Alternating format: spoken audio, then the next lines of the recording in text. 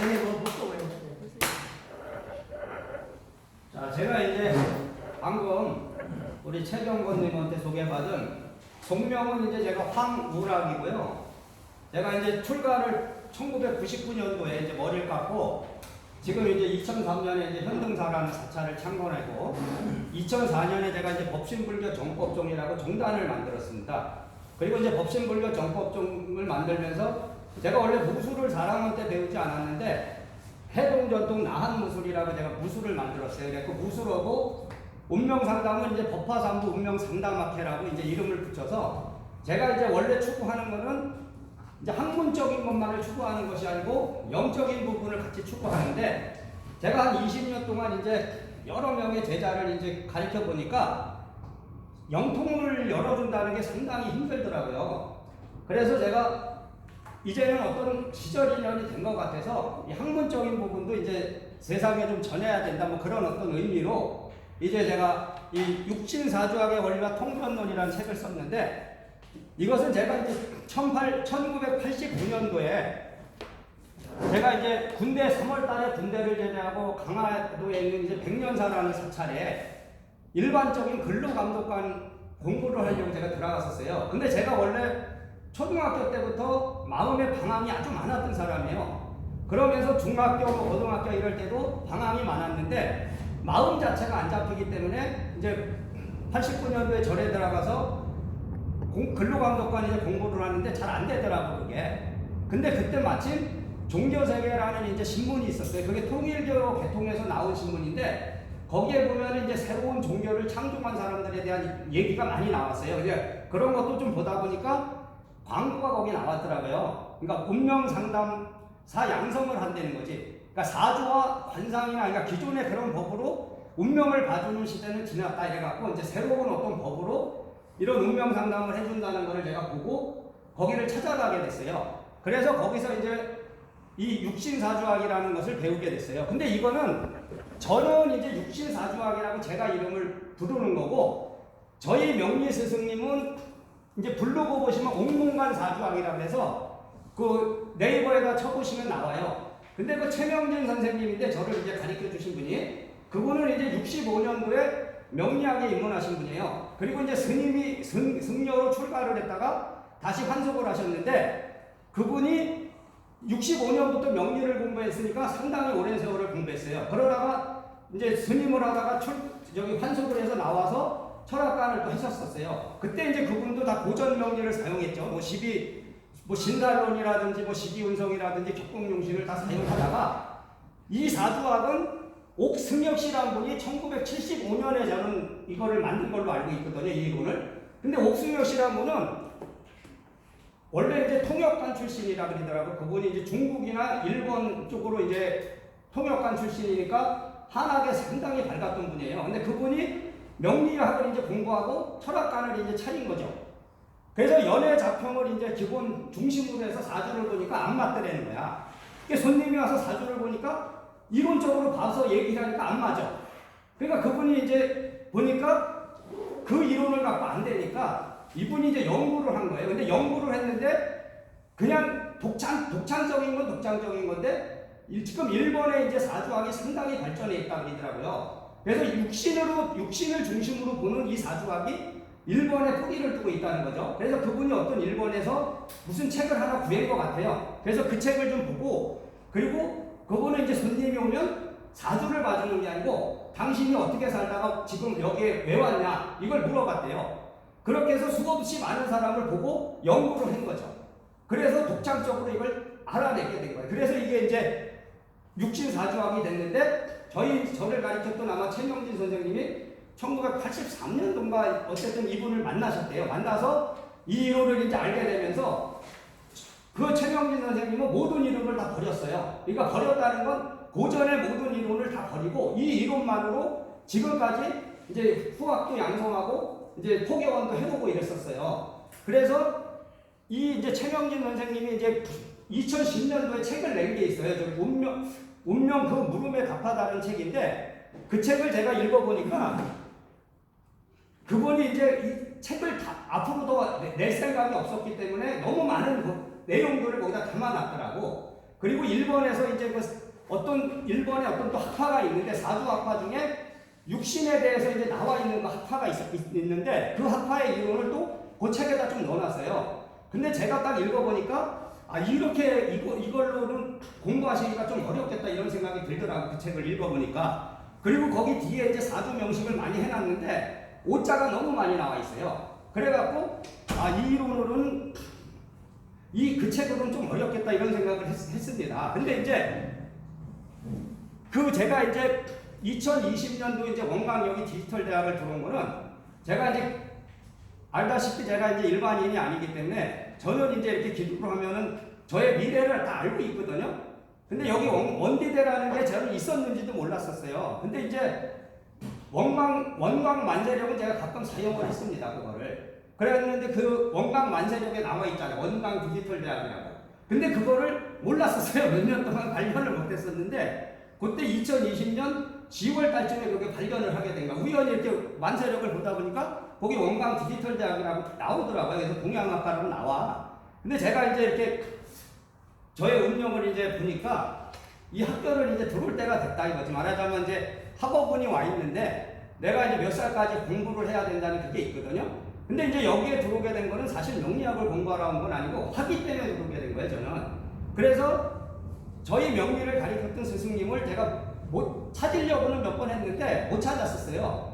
근데 그 2020년 원디대를 들어오고 8월 달에 내가 우연히 이 검색을 하다 보니까 인터넷 검색을 하다 보니까 나오더라고요. 그게 옥문관 사주학이라 해서 딱 보니까 그분의 성함이 딱 나와서 거기다 제가 댓글을 달았어요. 제가 89년에 명리학을 배우고 91년도에 제가 공항동에다 비법 철학관이라고 이제 철학관을 차려서 했었거든요. 그래서 누구누구다 했더니 연락이 왔어요. 바로 이제 전화가 와갖고 통화를 해서 제가 이제 다시 연락이 돼서 몇 번 오셨었어요. 그분이 저희 절에도 몇 번 오고.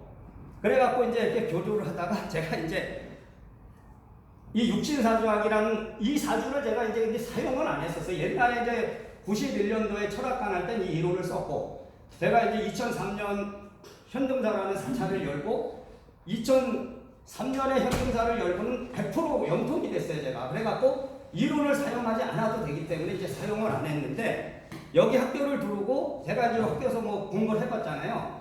근데 여기서 지금 학교의 공부로는 제가 볼 때는 이 사주를 여러분들이 진짜 본다는 건 어렵다는 거를 어렵다고 생각이 들고, 그래서 제가 이제 때가 됐다. 내가 이 책을 한번 내봐야겠다 해서 이름을 제가 이제 육신사주학의 원리와 통변론이라는 책으로 이름을 붙였어요. 근데 이제 옥승혁 씨라는 분의 원책은 사주의 신비라는 책인데 그 책은 지금 없어요. 중앙도서관, 국립중앙도서관에 있는데 일반적으로 그건 벌써 오래전에 나온 책이고 그러니까 시중에는 구할 수가 없습니다.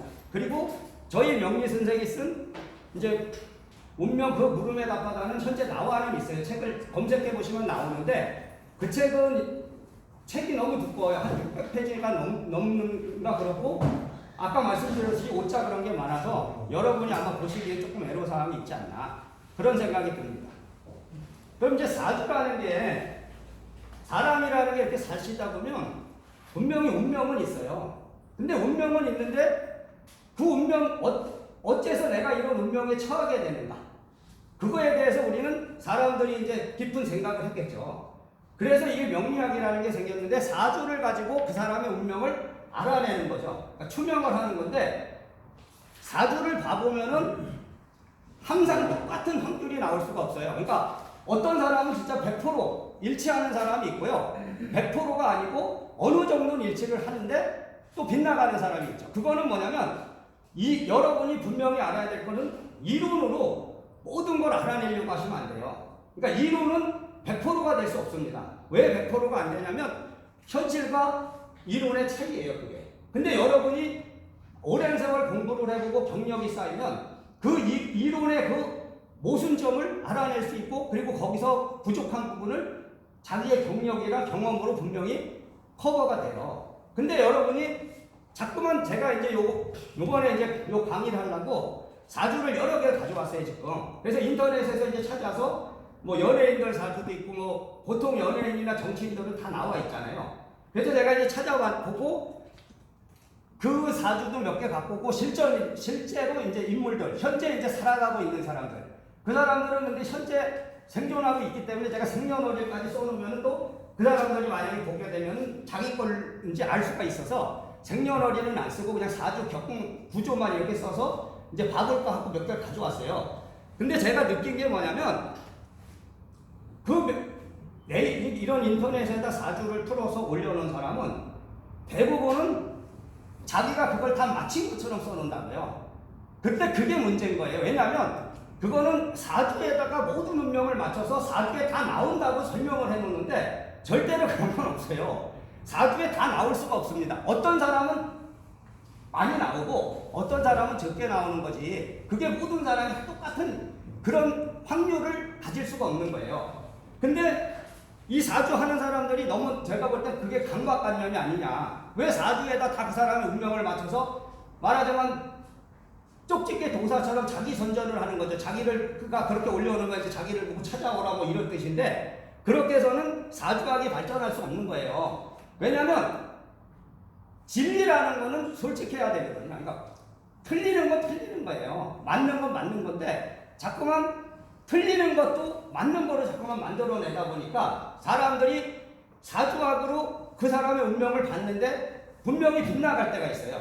근데 그거를 또 다른 이론으로 자꾸만 커버를 시키려고 한단 말이에요. 그러다 보니까 사주학의 이론이 많아진 겁니다, 사실은. 그리고 만약에 여러분이 사주학을 공부해서 운명을 보신다면 여러 가지 이론을 공부하시면 안 돼요.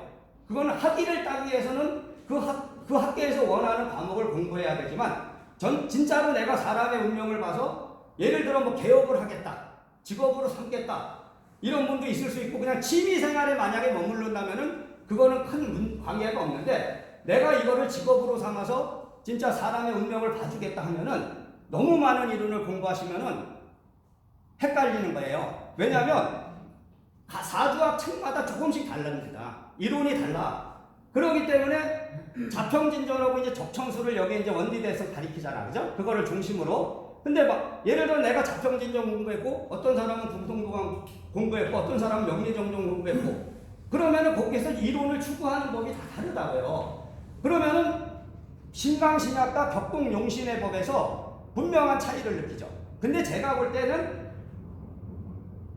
격동용신의 법이 너무 많이 늘어났죠. 그러니까 격국이 원래는 8정격이라 그래서 그 월지에서만 잡는 건데 8정격이라고 하고 10정격이라고 되죠. 근데 그것도 잡는 분들이 다 다르잖아. 어떤 사람은 그냥 월지에 있는 정기로 그냥 잡아버리는 사람이 있고 여기 학계에서 가르치는 거는 통근투출을 봐서도 잡으라 그러잖아요. 그러면은 뭘로 잡아야 돼요? 그러니까 헤매게 되는 거죠. 근데 이론이라는 것은 사주라는 건 어차피 이론으로 보는 거잖아요. 그러면은 그 이론은 통일돼 있어야 됩니다. 통일. 그러니까 여러분이 항상 10년 오늘 만약에 사주를 보나 10년 후에 보나 100년 후에 보나 똑같아야지. 근데 여기서는 이렇게 말하고 저기서는 저렇게 말하니까 그걸 갖고 헷갈리는 거죠. 그리고 이제 신살론 같은 것도 사주를 보다 보면 이제 제가 이제 인터넷 찾아보고 어떤 사람은 신사를 위주로 받고 대부분 근데 격공용신으로 이렇게 보는 사람보다는 아무래도 신사이나 시기운성이나 또 이제 자기 나름대로 뭐 격공용신을 약간 섞어서 이렇게 보는 사람들이 많더라고요.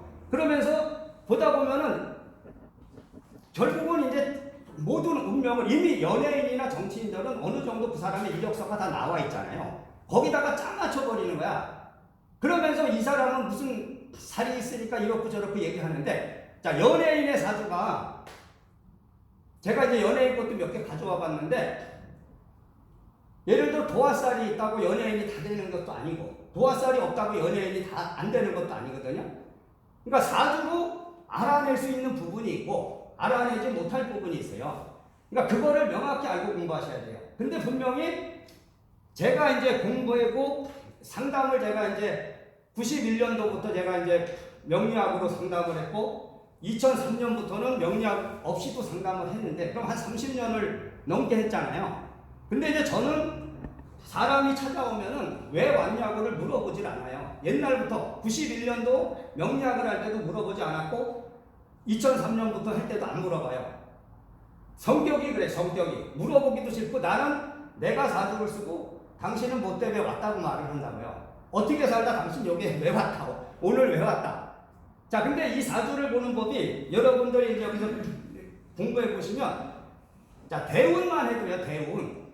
자, 대운을 보통은 뭐 김학록 교수 그런 분은 12개를 써서 보라 그러잖아. 인간은 원래 120년을 사니까 뭐 12개를 쓰라 그리고. 근데 그렇게 12개를 쓰는 게 아니고 이 옥승혁 씨가 만든 육신사주학은 6개만 딱 씁니다. 그러니까 초년, 중년, 말년.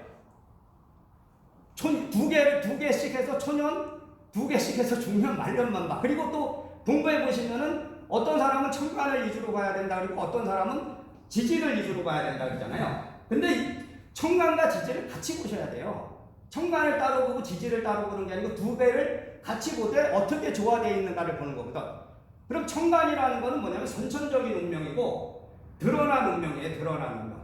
근데 지지라는 건 뭐냐면 숨겨진 운명이고 가정적인 부분. 그러니까 대외적인 사회적인 건 천간으로 보시고 가정적인 거 그리고 속마음 뭐 드러나지 않은 운명 이런 거는 이제 지지로 본단 말이에요. 그러니까 대운도 초년, 중년, 말년만 보면 되고 그 사람의 운명에서 제일 중요한 거는 연운에 나오게 연운. 그거는 뭐냐면 제가 수없이 많은 사주를 봤지만 사주 원국을 뛰어넘는 사람은 없습니다. 그러니까 사주팔자에 있는 대운을 볼 필요가 없어요. 대운이 중요한 것이 아니고 사주팔자에 있는 원, 기둥 그것이 바로 그 사람의 운명이에요. 근데 그거를 뛰어넘고 대운이 암만 좋다 해서 그 사람 운명이 고쳐지느냐 달라지느냐 그런 거 없어요. 그런 걸 분명히 아셔야 돼요. 그렇기 때문에 어떤 사람이 오늘 저한테 상담을 하러 왔다면은 그 사람이 온 이유는 대운에 나타나는 게 아니고 연운에 나타나는 거예요.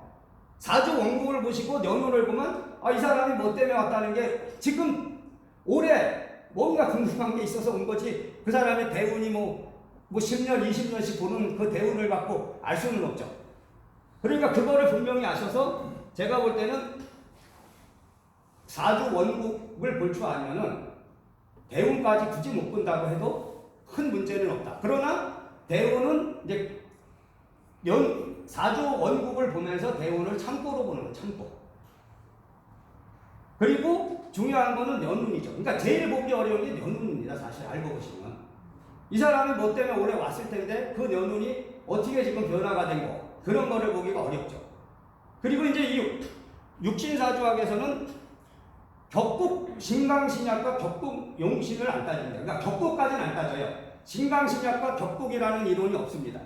왜 없냐면 지금 여러분이 이제 지금 고전 명리에서 이제 뭐 자평진전이나 뭐 적천수나 훈통도감이나 이런 쪽으로 자꾸만 공부하시는데요. 사주학에서 앞서갔던 분들이 있어요. 그 사람이 이제 옥승혁 씨도 앞서갔던 분이지만 변말리 씨라는 분이 있어요. 변말리 씨라고. 그분이 한국음향학회라는 걸 만들었던 분인데 그분도 신강신학과 격국을 뛰어넘었다고요. 그러니까 그 부분을 안 봐. 근데 이제 그분의 이론을 제가 다는 모르는데 며칠 전에 이제 누가 전화가 와서 제 책을 이제 구입을 한 분이 있어요. 블로그를 보고 이제 전화가 왔는데 그분이 이제 17년 동안 뭐 여러 가지 이제 자료도 수집하고 뭐 나름 공부하신 분인데 그 변말리 씨들도 잘 알더라고요. 근데 그분은 일간의 강약은 구분한다 그러더라고요. 신강신약과 격국은 안 따지는데 일간이 약한지 강한지는 구분한대. 근데 이 육신사주학은 그조차도 없거든. 신강신약과 격국이 없어요. 따지질 않고 그 강약을 따지지 않는 거예요. 근데 용신은 있는데 이분이 말하는 용신론은 지워요. 이 말은 격국을 따지지 않기 때문에 용신을 잡는 게 월지에서 바로 잡아버리기 때문에. 그래서 이분은 근데 용신이란 말을 사용했고 용신을 극하면 기신이라 했고 기신을 극하면 희신, 보조용신이라는 용어를 사용했는데 저희 명리 스승님이 이름을 바꿨어요. 그분이 이제 또 단연간 연구를 하다 보니까 용신이라는 용어를 운명성으로 바꿨어요.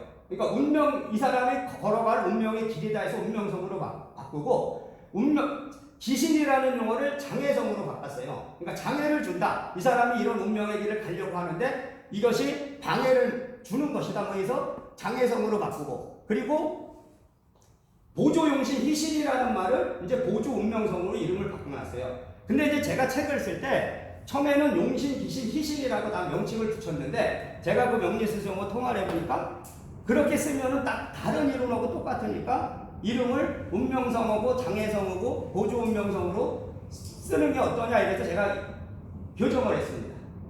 근데 여러분이 보세요. 여러분의 의식 속에는 분명히 용신, 기신, 희신, 그리고 상신이란 말도 있고 구신이란 말도 나오잖아요. 책에 보시면. 그러면은 헷갈릴 수가 있죠. 아니 이거 용신, 기신, 희신이라는 용어에 익숙해졌는데 갑자기 운명성, 장애성, 보조, 운명성 이렇게 부르면. 근데 이제 저는 두 개를 다 구분할 수 있으니까 뭐 아무 문제가 없는데 여기 이제 오신 분 중에 그런 걸 갖고 헷갈릴 수도 있어요. 그러니까 그런 부분을 잘 아셔야 돼요. 그리고 제가 오늘 여기 온 거는 여러분 여기 오신 분들이 제가 말하는 이 이론을 다 사용할 것이기 때문에 온 게 아니에요. 그러니까 사주학이라는 건 인연의 학문이기 때문에 여러분이 인연이 없으면 이 이론을 사용 못합니다. 그러니까 이 이론을 여러분이 오늘 만약에 들어보시고 자기하고 인연이 있으면 이게 관심이 가고 흥미가 생기지만 이 이론도 여러분한테 인연이 없으면 그냥 한 귀로 흘려버리는 그런 게 될 수 있어요. 그러니까 그런 걸 잘 아시고, 근데 이제 제가 이런 이제 보시면 머리를 깎았는데, 그죠? 승려가 돼서 왜 이런 운명을 보느냐? 그거는 제 운명이에요, 그게. 왜냐면 그런 능력이 없었으면 안 볼 텐데, 제가 이제 젊은 시절에 방황을 많이 하고 나중에 지금 이제 99년 머리를 깎고 나름대로 뭔가 이제 깨달음이라는 어떤 거를 얻었어요. 2003년에 이제 어떤 법을 얻다 보니까 지나온 삶을 다 돌이켜 보니까 아, 이거를 내가 세상에 펼치라는 뜻으로 이 공부를 나한테 시켰구나. 왜냐하면 저와 같은 길을 걸어간 사람은 좀 드뭅니다. 저같이 명리학을 공부하고 철학관을 하다가 승려가 됐고 그리고 영통이라는 걸 열어서 이제 운명 상담을 할 수 있는 능력을 열었으니까 두 가지를 다 할 수 있거든요. 학문적인 부분과 영적인 부분을 다 겸하고 있는 거예요. 근데 실제로 제가 2003년 이후에는 손님이 왔을 때는 사주를 안 써요. 저는 그 사람의 나이하고 성씨만 딱 물어보고 제가 상담을 합니다. 그리고 물어보지도 않아요. 당신 왜 왔어? 안 물어본다고요. 그래도 정확히 나와요. 근데 이제 제가 2005년까지는 손님을 많이 봤었어요. 많이 왔는데 제가 이제 거기서 자꾸만 상담을 하다 보니까 느낀 게 내가 쪽집게 100% 진짜 쪽집게 도사처럼 맞춰도 그 사람은 그거를 들을 뿐이지 내가 그건 진단 기능이에요. 진단. 여러분이 사주를 보는 건 진단을 하는 거지. 근데 진단을 했으면 처방을 내려야죠.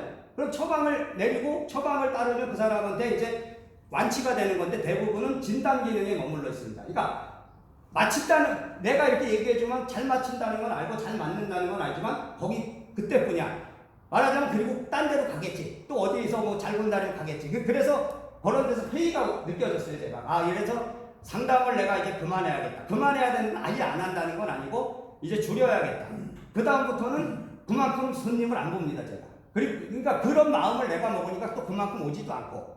근데 이제 지금도 오긴 와요. 이제 뭐 손님들이 와서 상담을 해주면 그 사람들이 또 데리고 오죠.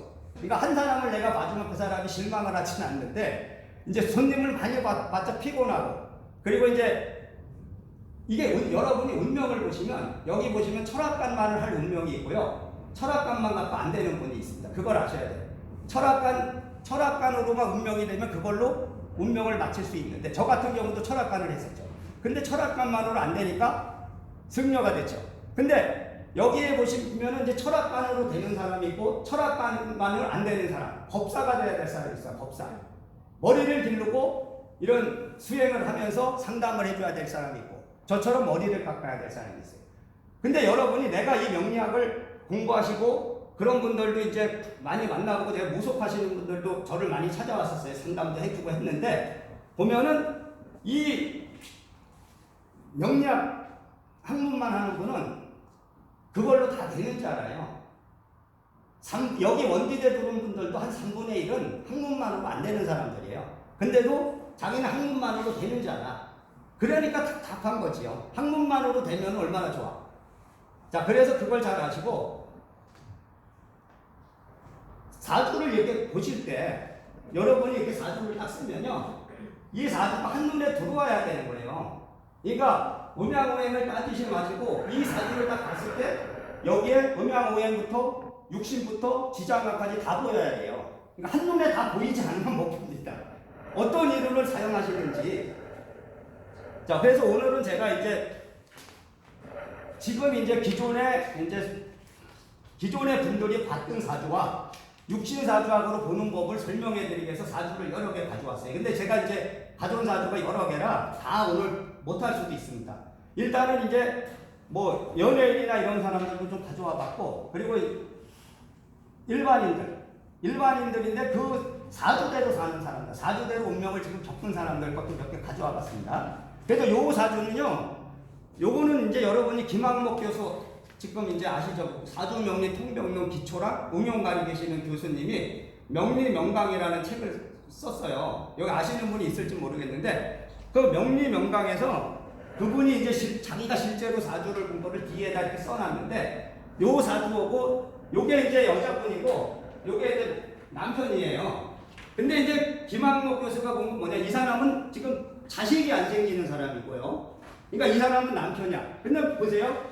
자, 경신년에 갑신월에 이 일지는 써놓질 않았어요. 그러니까 개뭐 일지고 시간은 이렇게, 이게 아마 이제 요즘은 이제 개인정보보호법도 있고 그러니까 다 쓸 수가 없겠죠. 자, 근데 이 김학목 교수가 말하는 건 여기 보세요. 여기 갑이 보세요. 수생목해서 자식이죠. 그죠? 자식. 요게 수생목 하시니까 수생목 했는데 음양이 다르니까 상관이라고. 그죠? 여기 이제 완전히 초보자들은 모를 수도 있는데, 육신 중에서 자, 내가 생을 했고 음양이 다르니까 상관. 그럼 상관은 뭐예요? 여자 사주에서 자식이죠. 근데 한 가지를 더 말씀드리는 거는 이 육신 사주학의 원리에서 중요한 게 뭐냐면, 여러분이 이제 그 명리서를 보시면 비견하고 겁재하고 설명이 좀 다르죠. 비견은 그래도 조금 좋게 돼 있고, 겁재는 내 재산을 뺏어가고 사기를 치는 도둑놈처럼 해서 겁탈자라고 해서 겁재를 나쁘게 해놨어요. 그리고 식신은 식신생재라 그래서 좀 좋게 써 있고, 상관은 관을 극한다. 그러니까 행복과 명예를 뺏어버리기 때문에 상관경관이라고 그랬잖아요. 상관이 관을 만나면 안 좋다 해서 상관경관 안 좋게 말해놨어요. 그리고 편재는 조금 안 좋고 정재는 좋아. 그리고 편관은 안 좋고 정관은 조금 좋아. 그리고 편의는 별로 안 좋고 또 인수는 좋아. 근데 이거를 깨버리셔야 돼. 그러니까 이 육신사주는 비견이나 겁재를 같이 봅니다. 그리고 실제로 사주를 보시면 같은 작용을 해요. 비견이나 겁재가 따로 구분할 필요가 없어. 식신상관도요. 식신도 상관의 역할을 그대로 합니다. 그러니까 식신상관도 그대로 보셔야 돼요. 그리고 편재정재도 똑같아요. 편관정과도 같은 작용을 해요. 그리고 편인인수도 같은 작용을 해요. 자, 여러분이 보면은 음양오행학이라고 있는데, 사실 음양학하고 오행학은 다른 겁니다. 원래 음양학은 주역적인 세계관에 가깝고, 원래 이 사주라는 건 뭐냐면, 인간이라는 거는 자연의 지배를 받는다는 거거든. 내 이 몸이 자연과 같이 태어났다, 그죠? 성장했다, 그리고 가을처럼 이제 수확을 했다, 겨울이 되면 이제 가는 거예요. 죽잖아. 죽고 나서 다시 다른 자손이 태어나고. 그러니까 끝없이 이렇게 생생불식하는 어떤 원리를 가지고 이 사주학이 만들어진 겁니다. 근데 거기다 신사력을 만들고 십이운성을 만들고 격국용신을 만들어 놓은 거죠. 그러다 보니까 그게 문명화된 겁니다. 문명화. 원래 여러분이 이 사주학을 정확히 알려면은 오행의 흐름만 알면 됩니다. 오행. 그러니까 오행의 흐름, 상생상극만 갖고 보는 겁니다. 상생상극.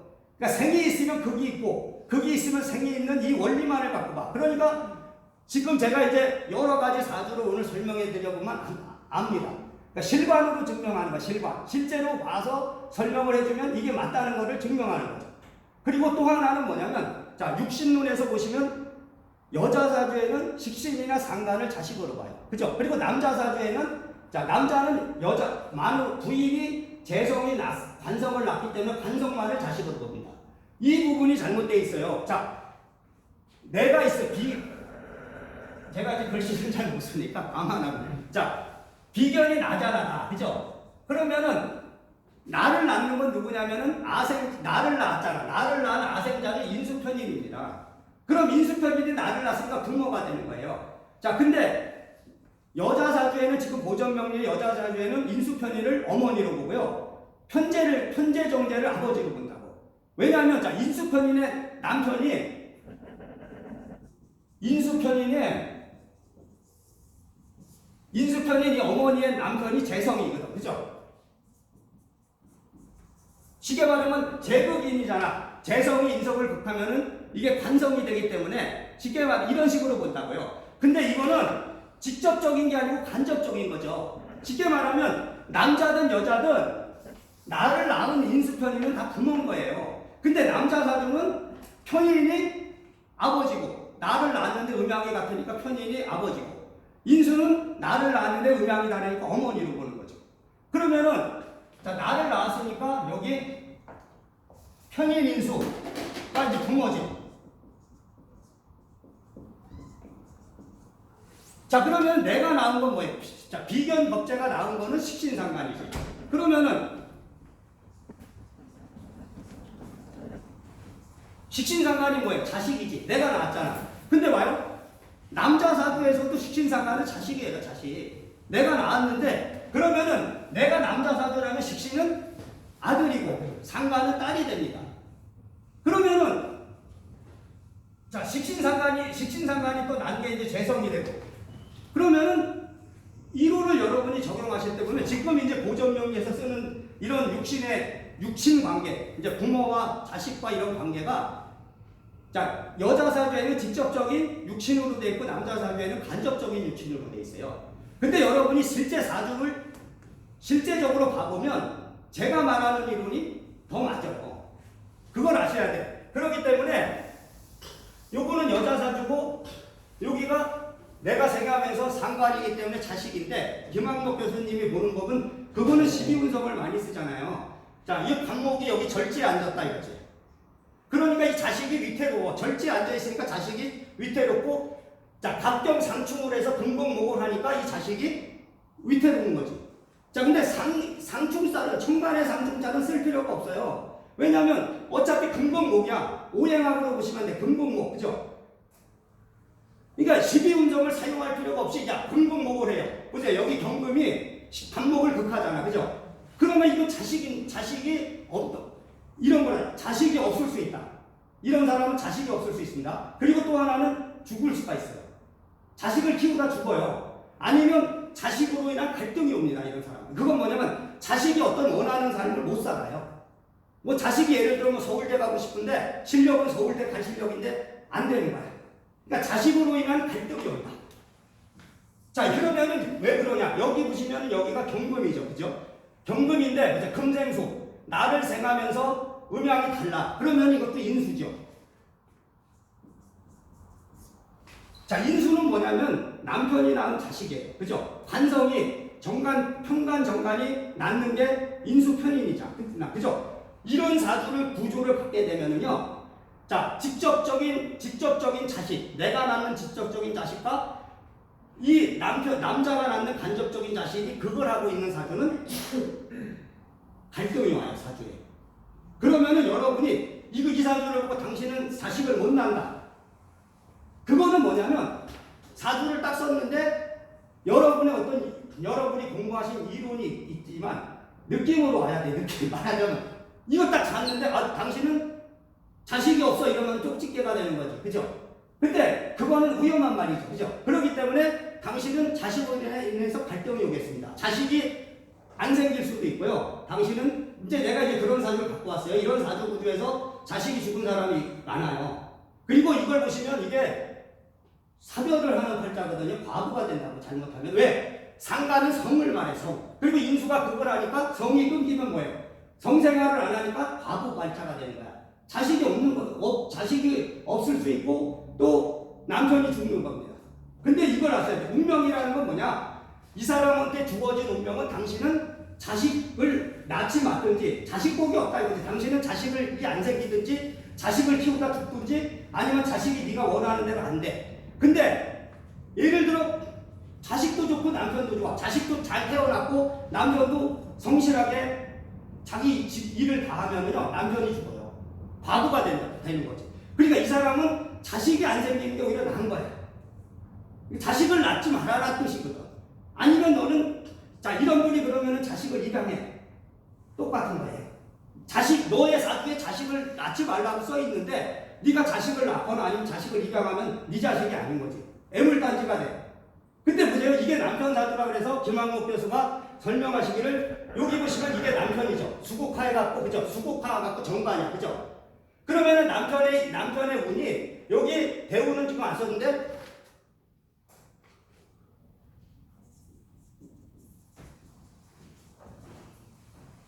대요 임신.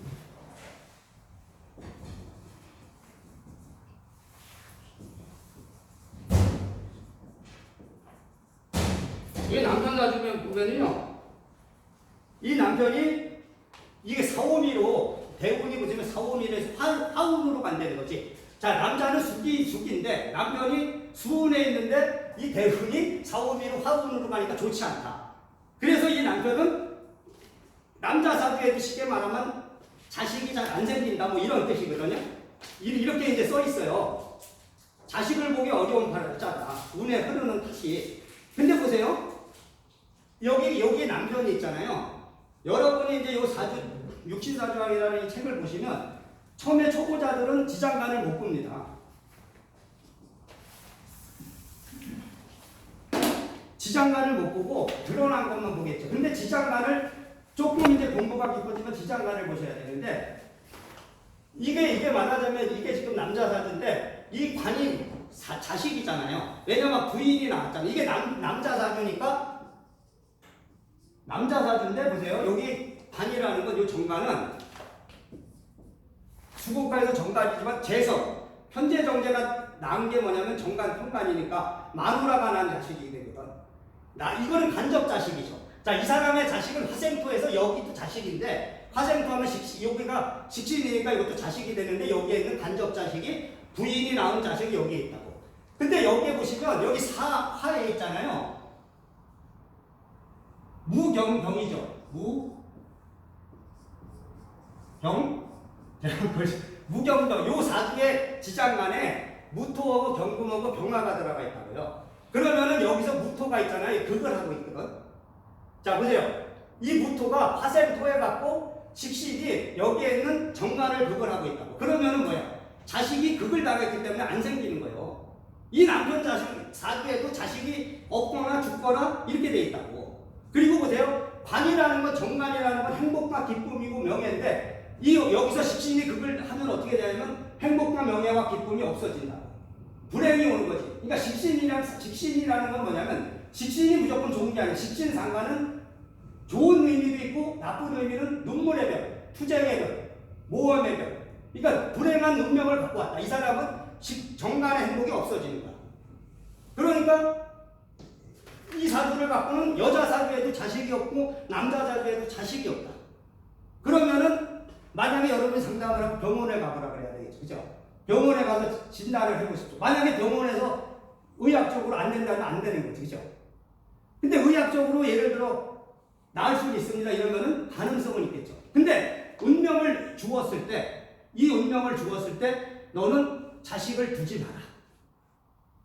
아니면 자식을 두면 자식이 죽는다. 이렇게 되고 있어. 그래서 이렇게 이 김학록 교수님은 요게 이제 개수가 자식인데 사오미로 가면서 화운으로 가니까 약해지면서 자식이 안 생겼다. 이래요. 그래서 이제 이 김학록 교수님이 이제 병원에 가보라 그랬대. 이 남자한테 이게 자식이 안 생겨. 그랬더니 이제 이 사람이 암으로 지금 진단이 나왔대더라. 암. 여기 보면은 병원에 가서 이제 보니까 전립선암으로 나왔대. 전립선암. 그러면은 한마디로 말하면 이거 과부가 될 건데, 그죠? 남편이 죽을 건데 어쨌든 암이 발견됐으니까 초기라 그랬대. 그래서 어쨌든 이제 수술을 했겠죠. 그래서 요런 사주가 이제 제가 왜 요 사주를 가져왔냐면 육신사주라는 이렇게 본다. 그러니까 상생상극만 적용하는 건데, 상생상극만. 여기다가 무슨 진사를 쓰고 십이운성을 쓰고 격국용신을 따질 필요가 없어요. 근데 요렇게 원래 사주학이라는 건 아까 말씀드렸듯이 그러니까 오행의 상생상극법에서 생긴 겁니다. 자연의 법칙을 인간의 삶에다 적용해서 사주학을 만들어 보니까 그게 맞더라 이거지. 인간의 이 삶이라는 것도 자연하고 똑같더라. 그래서 만들어졌다. 그래서 요 사주학이 이렇게 해서 이제 요 김학록 교수님의 명리명각 여러분이 이제 강의 듣는 분이기 때문에 제가 하나 가져와 봐서 이제 설명을 이렇게 드렸어요.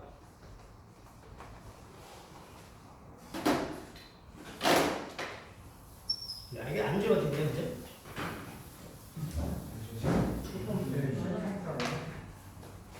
아, 요게 그래도 깨끗한 조금.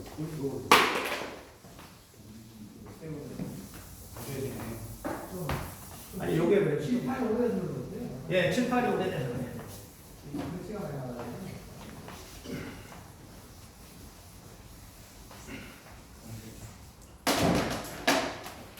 또 하나